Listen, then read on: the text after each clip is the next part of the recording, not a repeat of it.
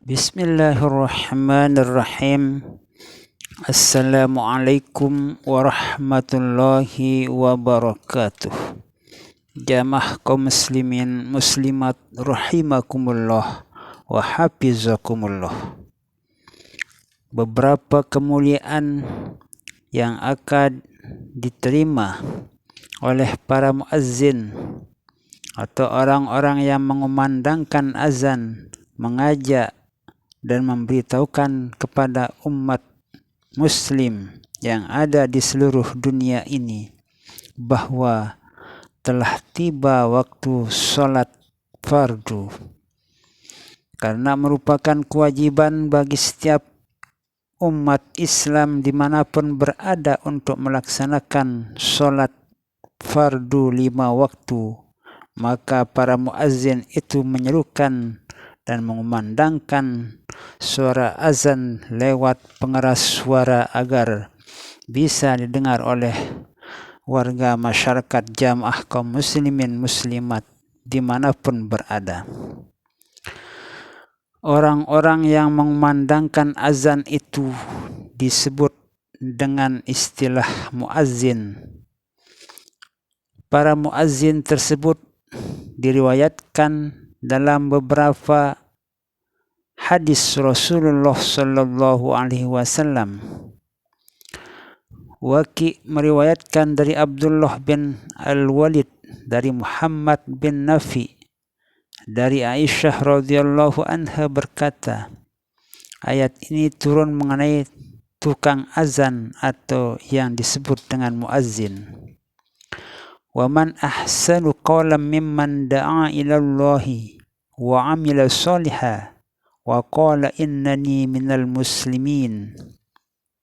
Siapa yang lebih baik seruannya dari seorang yang berseru mengajak manusia untuk melakukan sholat, menghadap kepada Allah subhanahu wa ta'ala, menyembah Allah yang Maha Satu, yang tiada sekutu bagi Allah subhanahu wa ta'ala, tiada yang menyamai Allah subhanahu wa ta'ala dari segi apapun.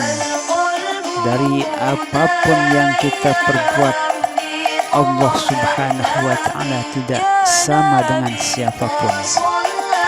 Dan berbuat amal soleh, yaitu sembahyang sunat di antara azan dan iqamah, dan berkata sesungguhnya saya dari kaum muslimin. Al-Qasim meriwayatkan dari Abu Umamah Al-Bahili radhiyallahu anhu berkata, Nabi sallallahu alaihi wasallam bersabda, yughfaru lil muazzin madda sautih wa lahu islu ajri man shalla ma'ahu min ghairi ayyan kusa min ujurihim syai'un. Diampuni bagi tukang azan sepanjang jarak suaranya, dan ia mendapat pahala sebanyak orang-orang yang melakukan sembahyang karena mendengar azannya tanpa mengurangi pahala mereka itu sendiri.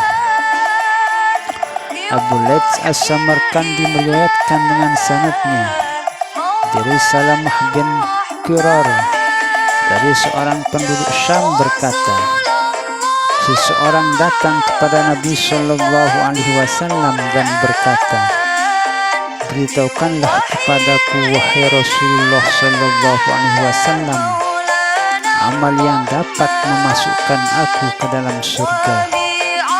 Rasulullah sallallahu alaihi wasallam bersabda, kun muazzina qomit yajma'u bika salatahum. Qala ya Rasulullah illam utik. Qala kun imama qomit yuqimu bika salatahum. Qala fa illam utik. Qala fa alaika bisaffil awal. Artinya, jadilah kamu menjadi muazzin atau tukang azan yang menyeru untuk mengajak orang untuk melakukan sholat fardu buat kamu supaya mereka dapat berkumpul karena suaramu untuk sembahyang, mengajak mereka melakukan sholat, beribadah kepada Allah Subhanahu wa ta'ala. Orang tersebut bertanya, jika tidak dapat sabda Rasulullah SAW, jadilah menjadi imam untuk mereka supaya mereka dapat menegakkan sembahyang karenamu.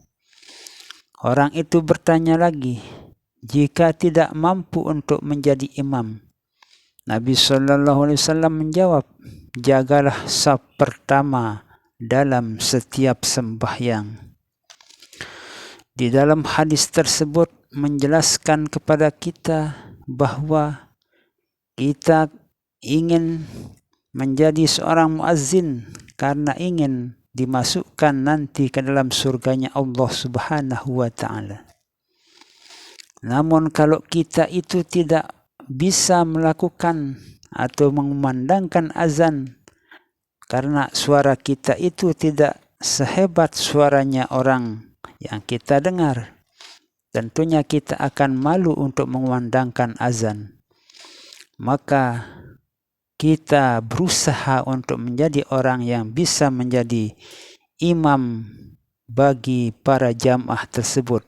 Karena dengan melakukan atau menjadi seorang imam dalam sholat, tentunya jamaah akan bisa melaksanakan sholat berjamaah.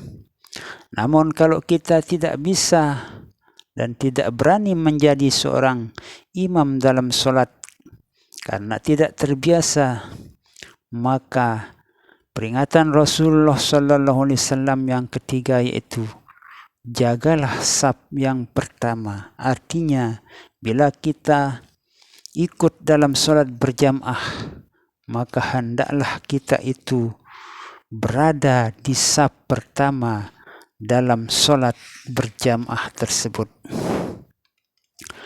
Di dalam hadis yang lain, Rasulullah SAW bersabda, Sa'ad bin Abi Waqqas dari Khawlah bintil Hakam As-Sulamiyah berkata, Rasulullah SAW bersabda, Al-mu'adzinu huwa hajibullah yu'tihi bi kulli adhanin thawab alfi nabiyyin wal imamu wazirullah yu'tihi bi kulli salati thawab alfi siddiq wal alim wakilullah yu'tihi bi kulli hadithin nuran yawmal qiyamah wa kataballahu lahu bi kulli hadithin ibadat alfi sanatin wal muta'allimuna minar rijali wan nisa'i hum khadamullahi fama jaza'uhum illal jannah.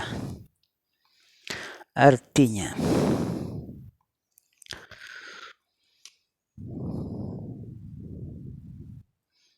tukang azan bagaikan penjaga pintu dari Allah.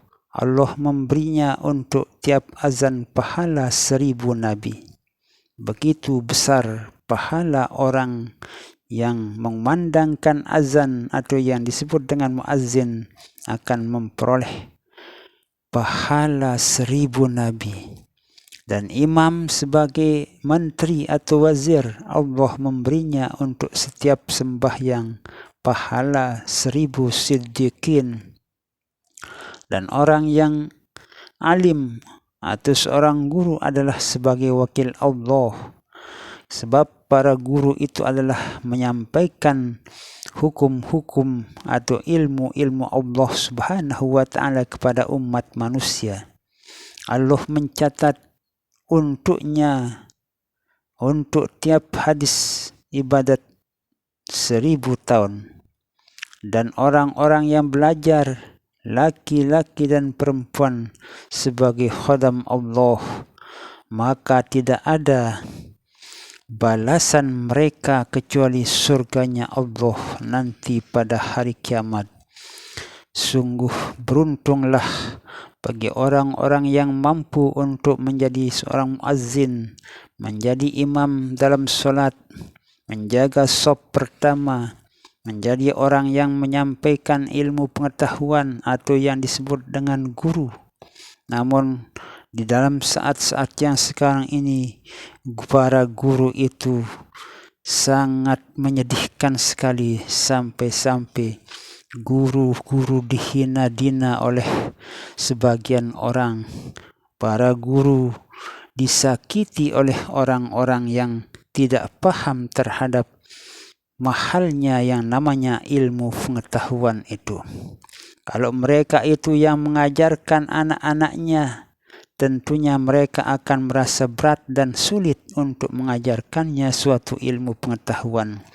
Coba berfikirlah, hai para wali santri, para wali murid, agar jangan semudah itu untuk melaporkan guru-guru yang menghukum para santri yang kurang ajar atau berbuat kasar di sekolahnya. Karena itu adalah merupakan kewajiban dan tanggung jawab para guru di sekolahnya untuk memperbaiki anak-anak kita yang ada di sekolah agar menjadi generasi yang hebat, yang handal, yang bermanfaat bagi agama, nusa dan bangsa. Semoga kita itu menjadi generasi harapan agama, nusa dan bangsa, menjadi orang-orang yang baik di mata Allah Subhanahu wa ta'ala, di mata manusia, di mata para orang-orang yang as-solihin, orang-orang yang mendapatkan keistimewaan dari Allah Subhanahu wa ta'ala. Semoga kita menjadi orang-orang yang selalu bermanfaat bagi warga masyarakat kita.